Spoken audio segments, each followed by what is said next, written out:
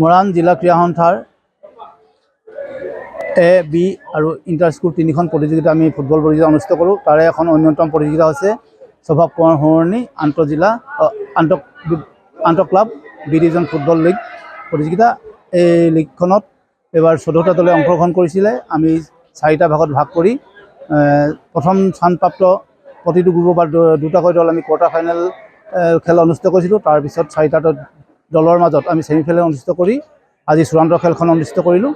আজি খেলখনত বিজয়ী হৈছে বাম লাইন নৱজ্যোতি সংঘ আৰু ৰানাৰ্ছ আপ খিতাপ অৰ্জন কৰিছে ঔফুলি আৰতি যুৱ সংঘই। আজি ইয়াত champion trophy, runners up trophy প্ৰতিযোগিতাখনৰ গোটেই সমগ্ৰ প্ৰতিযোগিতাৰ শ্ৰেষ্ঠ খেলুৱৈ, চূড়ান্ত খেলৰ শ্ৰেষ্ঠ খেলুৱৈ আৰু সৰ্বাধিক গ'লদাতা এই 3টা ট্ৰফি আৰু লগতে চেম্পিয়ন আৰু ৰানাৰ্ছ আপ ট্ৰফি প্ৰদান কৰা হয়। মৰাণ জিলা ক্ৰীড়া সন্থাৰ এ বি আৰু ইণ্টাৰ স্কুল তিনিখন প্ৰতিযোগিতা আমি ফুটবল প্ৰতিযোগিতা অনুষ্ঠিত কৰোঁ। তাৰে এখন অন্যতম প্ৰতিযোগিতা হৈছে স্বভাৱ কোঁৱৰ সোঁৱৰণী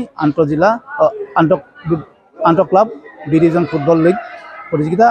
এই লীগখনত এইবাৰ 14টা দলে অংশগ্ৰহণ কৰিছিলে। আমি 4টা ভাগত ভাগ কৰি প্ৰথম স্থানপ্ৰাপ্ত প্ৰতিটো গ্ৰুপৰ দুটাকৈ দল আমি কোৱাৰ্টাৰ ফাইনেল খেল অনুষ্ঠিত কৰিছিলোঁ। তাৰপিছত 4টা দলৰ মাজত আমি ছেমিফাইনেল অনুষ্ঠিত কৰি আজি চূড়ান্ত খেলখন অনুষ্ঠিত কৰিলোঁ।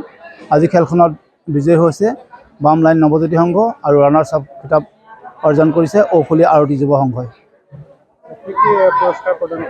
আজি ইয়াত champion trophy, runners up trophy প্ৰতিযোগিতাখনৰ গোটেই সমগ্ৰ প্ৰতিযোগিতাৰ শ্ৰেষ্ঠ খেলুৱৈ, চূড়ান্ত খেলৰ শ্ৰেষ্ঠ খেলুৱৈ আৰু সৰ্বাধিক গ'লদাতা এই 3টা ট্ৰফি আৰু লগতে চেম্পিয়ন আৰু ৰানাৰ্ছ আপ ট্ৰফি প্ৰদান কৰা হয়। যিকোনো খবৰৰ বাবে যোগাযোগ কৰক 7099017330 লগতে 7099017110 নম্বৰত।